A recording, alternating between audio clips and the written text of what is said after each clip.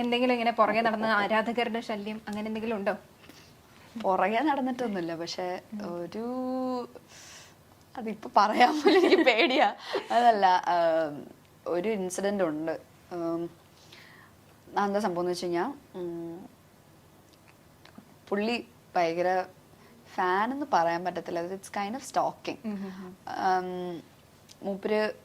മൂപ്പരുടെ ഏതോ ഒരു വീടും കാര്യങ്ങളും സ്ഥലവും ഒന്നും ഞാൻ പറയുന്നില്ല. ആളുടെ വീട് നമ്മുടെ 14 ജില്ലകളിൽ ഒരു ജില്ലയിലാണ്.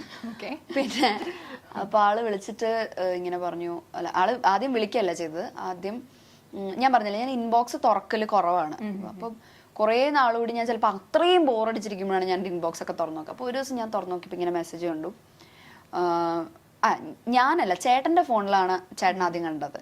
ചേട്ടൻ പറഞ്ഞിട്ട് ഇങ്ങനെ ഒരാള് ചേട്ടനെ അളിയാന്നൊക്കെ വിളിക്കുന്നുണ്ട്. ബാലിച്ചേട്ട പിന്നെ മീനുവിനെ കല്യാണം കഴിക്കണം അങ്ങനെ ഇങ്ങനെയെന്നൊക്കെ പറഞ്ഞിട്ട് ഇങ്ങനെ പറയും. എന്നെക്കാളും മുമ്പ് ആൾക്ക് അപ്ഡേറ്റ്സ് കിട്ടും എൻ്റെ. പിന്നെ അപ്പം ഞാൻ എടുത്ത് നോക്കിയപ്പോൾ എനിക്ക് ഒരുപാട് മെസ്സേജ് അയച്ചിട്ടുണ്ട്. അത് അയച്ചേക്കുന്നത് ഭയങ്കര ചീസി, ഭയങ്കര ക്രിഞ്ചി സാധനങ്ങളാ.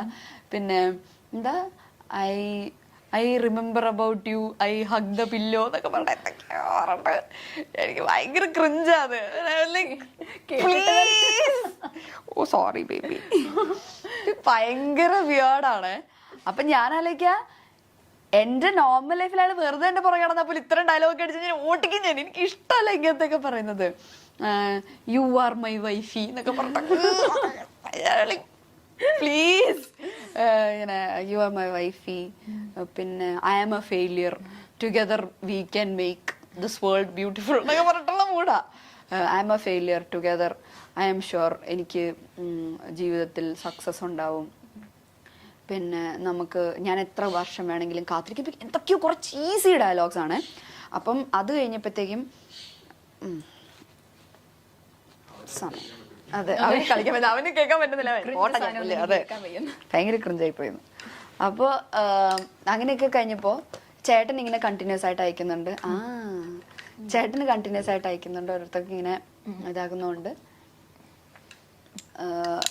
അമ്മയുടെ ഫോണിലേക്ക് മെസ്സേജ്. അത് കോമഡി എന്ന് വെച്ച് കഴിഞ്ഞാൽ, എൻ്റെ അമ്മയ്ക്ക് 2 ബ്യൂട്ടി സലൂൺസ് ഉണ്ട്. അപ്പം ഒരെണ്ണം നമ്മുടെ നാട്ടിൽ തന്നെ, ഒരെണ്ണം നമ്മുടെ വീടിൻ്റെ അവിടെ, അതായത് നമ്മുടെ മാരരി ബീച്ച് റിസോർട്ടിൻ്റെ അവിടെ, പിന്നെ ഒരെണ്ണം കണിച്ചുളങ്ങര എന്ന് പറഞ്ഞിട്ട് വേറെ സ്ഥലത്ത്, അതിൻ്റെ അടുത്ത് തന്നെ. അപ്പോൾ ഈ കണിച്ചുളങ്ങര തുടങ്ങിയ പാർലറിൻ്റെ അടുത്ത് ഈ ആളുടെ ഏതോ ഒരു കസിനോ റിലേറ്റീവ് ആരും ഉണ്ട്. എങ്ങനെയോ പരിചയമുണ്ട്, റിലേറ്റീവ് ആണോ കസിൻ എന്താണെന്നൊന്നും എനിക്കറിയില്ല, എങ്ങനെയോ പരിചയമുണ്ട്.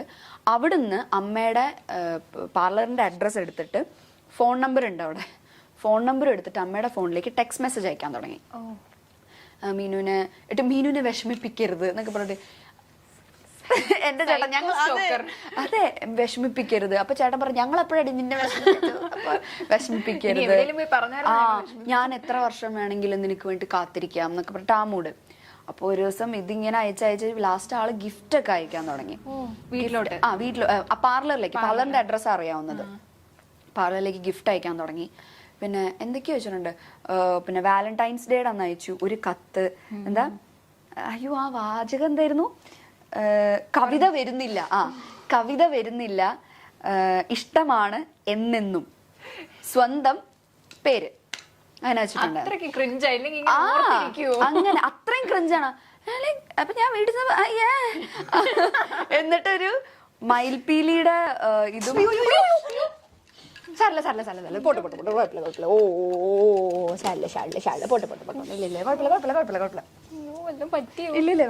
അതെ ചാടിയതാ, സാരില്ല പോട്ടെ. ഇല്ലില്ല, ഞാൻ ഇറക്കാൻ നോക്കിയ വഴി അതാ ചാടിയതാ, സാരില്ല പോട്ടെ. ചാടിയില്ല, ഞങ്ങൾ ചാടിയില്ല, ഞങ്ങള് കുഴപ്പമില്ല, പേടിച്ചു പോയി, പക്ഷെ നല്ല സാരില്ല. ഇല്ല, അതെ അവൻ എത്ര ഉണ്ടെന്ന് കുറച്ച് ചാടിയതാ. ഇല്ല കുഴപ്പമൊന്നും പറ്റില്ല, എന്താ കരഞ്ഞാനെ, ഇതൊന്നും ഞങ്ങക്ക് പുത്തിരിയല്ല. ഇല്ല കുഴപ്പമില്ല, സാരില്ല. ഇവനായോണ്ട് ഇറക്കി വല്ലവരെ ഇപ്പൊ കടിച്ചു കയറി കൊന്നേനെ. എന്നിട്ട് ഇങ്ങനെ കുറെ ഇങ്ങനെ ലെറ്റർ ഒക്കെ തന്നു. പിന്നെ മയിൽപീടിയുടെ ഒരു കീ ചെയിൻ, പിന്നെ ഒരു കമ്മല്, ഇതൊക്കെ തന്നു. ഞാനതൊക്കെ അവിടെ അടുത്ത് വെച്ചിട്ടുണ്ട്. പിന്നെ അത് കഴിഞ്ഞപ്പോഴത്തേക്കും തിരിച്ചയച്ചു കൊടുക്കാൻ ഈ മൂപ്പറുടെ അഡ്രസ്സ് എനിക്ക് അറിയത്തില്ല. ഈ ഇങ്ങോട്ട് അയക്കുന്നതിൽ ആളുടെ ഫ്രം അഡ്രസ് ഇല്ല. അങ്ങനെ അയക്കാൻ പറ്റുമോ? കൊറിയറാ. ഓ, ഫ്രം വെക്കാതെ അയക്കാൻ പറ്റുമോ? Oh, okay okay okay. Courier അയക്കാമല്ലോ. ഇതെന്തിന്റെ പ്രൊഫഷണൽ കൊറിയേഴ്സ് എന്തോ അങ്ങനെ എന്തോ ആണ്. അപ്പൊ അമ്മ എന്നോട് ആദ്യത്തെ ഗിഫ്റ്റ് അയക്കുന്ന സമയത്ത് എൻ്റെ അടുത്ത് ഇങ്ങനെ പറഞ്ഞിട്ടുണ്ടായിരുന്നു, പ്രൊഫഷണൽ കൊറിയേഴ്സ് എന്നത്. എനിക്ക് പ്രൊഫഷണൽ കൊറിയേഴ്സ് വഴി ഒന്നും വരില്ല. പ്രൊഫഷണൽ കൊറിയേഴ്സ് DTDC എന്തോ ആണ്, വരില്ല. എനിക്ക് പിന്നെ ആമസോൺ ഫ്ലിപ്കാർട്ടൊക്കെ വരുള്ളൂ. അപ്പൊ അത് പ്രൊഫഷണൽ വഴി വരേണ്ട കാര്യമില്ലല്ലോ. അപ്പൊ അമ്മ ചെന്നപ്പോ പറഞ്ഞു, മോളെ ഇത് ഇങ്ങനെയാന്നാണ്. പിന്നെ എനിക്ക് എന്തൊക്കെയോ അയക്കുന്നുണ്ട്. ഫെസ്റ്റിവലിന്റെ സ്പെഷ്യൽ ഓഫർ ഒക്കെ ഉണ്ടാവും. അതെ, അങ്ങനെയൊക്കെ ഉണ്ടാവും. ദീപാവലിക്ക് അല്ലല്ലോ, ദീപാവലിക്കാണോ? ദീപാവലിക്ക് സ്വീറ്റ്സ് അയച്ചിട്ടുണ്ടായിരുന്നു.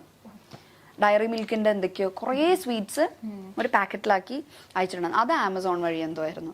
അങ്ങനെ എന്തൊക്കെയൊക്കെയോ വഴി ആൾക്ക് അമ്മയുടെ പാർലറിലേക്കാണ് അയക്കുന്നത് സാധനം. അയച്ച് ലാസ്റ്റ് ലെറ്റർ വരുന്നു. ഇങ്ങനെ എന്നുവെച്ചാൽ എന്നെ അറിയാവുന്നവർക്കൊക്കെ മെസ്സേജ് അയക്കാൻ തുടങ്ങി. അപ്പൊ സംഭവം കുറച്ച് എക്സ്ട്രീം ആയി. ലാസ്റ്റ് ഈ കുട്ടിയുടെ അമ്മ എൻ്റെ അമ്മേനെ വിളിച്ചു. എവിടെ ഇങ്ങനെ വീട് എവിടെയാ, അടുത്ത സൺഡേ ഞങ്ങൾ അങ്ങോട്ട് വന്നോട്ടെ എന്നൊക്കെ ചോദിച്ചിട്ട്. അപ്പൊ അമ്മ പറഞ്ഞു വേണ്ട, മോക്ക് ഇപ്പൊ കല്യാണം നോക്കുന്നുണ്ട്. അപ്പൊ പറഞ്ഞു ഇല്ല, അവൾക്ക് ഇപ്പൊ താല്പര്യം, ഞങ്ങൾ നോക്കുന്നുമില്ല എന്ന് പറഞ്ഞു. അപ്പൊ അവനെ പറഞ്ഞു അതെന്താ, മോക്ക് വേറെ ആരെങ്കിലും ഇഷ്ടമാണോ? അപ്പൊ അമ്മ പറഞ്ഞു അല്ല, അതുകൊണ്ടല്ല, ഞങ്ങൾക്ക് ഇപ്പൊ താല്പര്യം ഇല്ല. അപ്പം അവര് പറഞ്ഞു അല്ല, മോൻ ഇങ്ങനെ പുറത്ത് പോവാൻ വേണ്ടിയിട്ട് നിൽക്കുകയാണ്.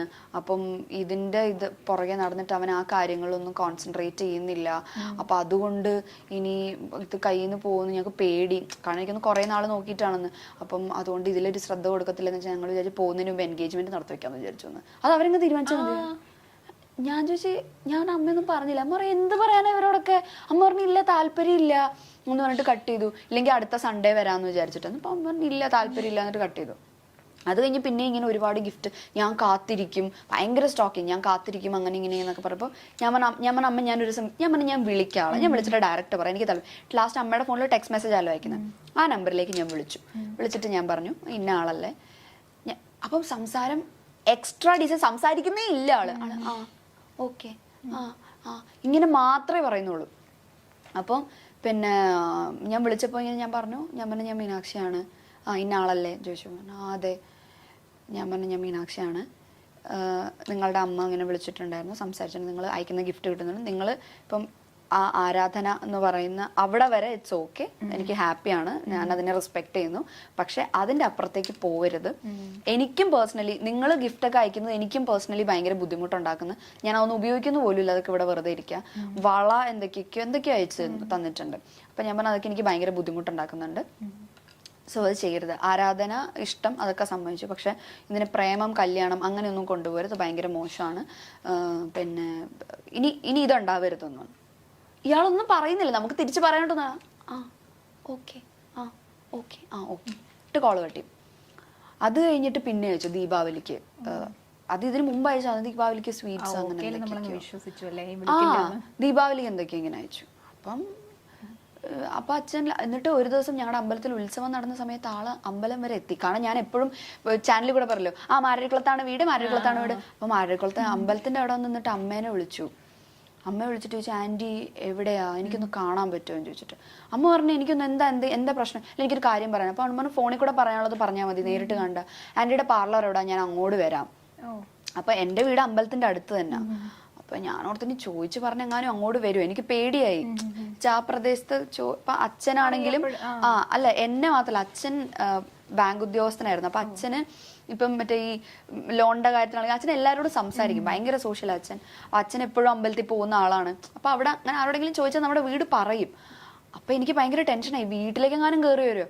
അപ്പൊ അമ്മ പറഞ്ഞു പിന്നെ ഇല്ല, നേരിട്ട് കാണും, ഞാൻ ആന്റിയുടെ പാർലറിലേക്ക് വരാം. അമ്മ പറഞ്ഞു ഇല്ല, പാർലറിലേക്കൊന്നും വരണ്ട, അല്ലാതെ പറയാനുള്ളത് പറഞ്ഞാൽ മതി എന്ന് പറഞ്ഞു. എന്നിട്ട് ഇവര് പറഞ്ഞില്ല എനിക്ക് നേരിട്ട് പറയണം. പറഞ്ഞു ഇല്ല, തിരിച്ചു പോകണം, ഞങ്ങൾക്ക് സംസാരിക്കാൻ താല്പര്യമില്ല എന്നൊക്കെ പറഞ്ഞിട്ട് തിരിച്ചു പോയി. എന്നിട്ട് വീട്ടിന്റെ ഫ്രണ്ടിൽ തൊഴിലുറപ്പ് ചേച്ചിമാരൊക്കെ ഉണ്ട്. എന്നിട്ട് അച്ഛൻ ചെന്ന് അവരുടെ അടുത്ത് പറഞ്ഞു ആര് വന്നാലും മീനും ഇല്ലെന്ന് പറഞ്ഞേ. ബോഡി ഗാർഡ്സിനെ നിർത്തുന്ന പോലെ തൊഴിലുറപ്പിന്റെ ചേച്ചിമാരൊക്കെ അച്ഛൻ ചെന്നിട്ട് ചേച്ചിമാരോട് പറഞ്ഞു ആര് ചോദിച്ചാലും മീനും ഇവിടെ ഇല്ലെന്ന് പറഞ്ഞാൽ മതി. ഇത് അച്ഛൻ പേടിയായി. ലാസ്റ്റിന് വീട്ടിലേക്ക് അങ്ങനെ ചോദിച്ചു പിടിച്ച് വരുമോ എന്ന് ആലോചിച്ചിട്ടേ അങ്ങനെ വന്നില്ല. പക്ഷെ പിന്നെ അത് ഇല്ല പിന്നെ ഉണ്ടായിട്ടില്ല. ഞാൻ പറഞ്ഞു വിളിച്ച്. അപ്പം എനിക്ക് തോന്നുന്നു ഇത് കഴിഞ്ഞ് ഒരു തവണ കൂടെ മൂപ്പരുടെ അമ്മ വിളിക്കും, എന്ത് അമ്മയെ വിളിച്ച് സംസാരിക്കും, അങ്ങനെ എന്തോ ഉണ്ടായി. പിന്നെ ഉണ്ടായിട്ടില്ല. കാരണം അത് കുറച്ച് എക്സ്ട്രീം ആയി. കല്യാണം ആലോചിക്കുന്നു, പിന്നെ കല്യാണം കഴിക്കണം എന്ന് പറയുന്നു, പിന്നെ ചേട്ടനെ വിളിക്കുന്നു, 50 വർഷവും കാത്തിരിക്കുന്നു. കാത്തിരുന്നോട്ടെ, ഞാൻ എന്ത് ചെയ്യാനല്ല ഇപ്പൊ. അതെ, ആരും പറഞ്ഞിട്ടില്ല. കാത്തിരുന്നു ഇപ്പൊ എന്ന് പറയാനല്ലാണ്ട് എന്ത് ചെയ്യാനല്ലേ. അതെ, സൗന്ദര്യം ഒരു ശാപം. അതെ അതെ, ഭയങ്കര അല്ലാത്ത ശാപം അത്. ഇവിടെ ഒരു കണ്ണാടി ഉണ്ട്, കണ്ടിട്ടാ അത് പറഞ്ഞങ്ങോട്ട് തിരിഞ്ഞു കണ്ടപ്പോ തന്നെ ശാപം കിട്ടിയോ. ചെറുതും വലുതുമായ നിരവധി കഥാപാത്രങ്ങളിലൂടെ മലയാള സിനിമയിൽ നിറഞ്ഞു നിൽക്കുന്ന താരമാണ് മീനാക്ഷി രവീന്ദ്രൻ. അഭിപ്രായ പ്രകടനങ്ങൾ കൊണ്ടും മീനാക്ഷി ഇടയ്ക്കിടെ ആരാധകരെ ഞെട്ടിക്കാറുണ്ട്. പ്രേമലു എന്ന ചിത്രമാണ് മീനാക്ഷിയുടേതായി ഒടുവിൽ പുറത്തിറങ്ങിയിരിക്കുന്ന സിനിമ. ഇതിനിടയിൽ നിരവധി അഭിമുഖങ്ങളും മീനാക്ഷി നൽകിയിട്ടുണ്ട്. താൻ ഭയങ്കര സ്റ്റുഡിയസ് ആയിട്ടുള്ള ആളൊന്നുമല്ല, സ്കൂളിൽ പോയി പഠിച്ച് പത്രോസ് ആവാനൊന്നുമല്ല പോയിരുന്നത്, എൻജോയ് ചെയ്യാനായിരുന്നു താൻ പോയിരുന്നത്. താൻ ഇപ്പോഴും തൻ്റെ സ്കൂളിൽ പോകാറുണ്ട്. തൻ്റെ ടീച്ചേഴ്സുമായിട്ടും പ്രിൻസിപ്പലുമായിട്ടും ഒക്കെ കോണ്ടാക്റ്റ് ഉണ്ട്. താൻ അവരോടൊക്കെ ചാറ്റ് ചെയ്യാറുമുണ്ട്.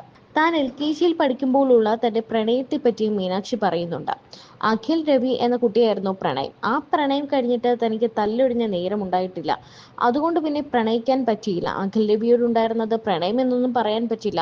തനിക്കെന്ന് സുരേഷ് ഗോപി സാറിനോടുണ്ടായിരുന്നതായിരുന്നു ശരിക്കും പ്രണയം. അത് അങ്ങേരോട് പറയാൻ പറ്റിയില്ല എന്നും തമാശ രൂപേണ മീനാക്ഷി പറയുന്നുണ്ട്. ഡെയിൻ ഡേവിസും മീനാക്ഷിയുമാണ് നമുക്ക് മുന്നിലെ ഓൺ സ്ക്രീൻ കപ്പിൾസ് എന്ന് വേണമെങ്കിൽ പറയാം. കാരണം ഉടൻ പണം എന്ന പരിപാടിയിൽ ഇരുവരുടെയും കോംബോ എല്ലാവരും ഒരുപാട് എൻജോയ് ചെയ്തിട്ടുണ്ട്. എല്ലാവരും മിനി സ്ക്രീൻ പ്രേക്ഷകർ ഏറ്റെടുത്ത ഒരു കോംബോ തന്നെയായിരുന്നു ഡെയിൻ ഡേവിസിൻ്റെതും മീനാക്ഷിയുടേതും. ഇപ്പോൾ തങ്ങൾ തമ്മിലുള്ള അടുപ്പത്തെക്കുറിച്ച് തുറന്നു പറയുകയാണ് മീനാക്ഷി.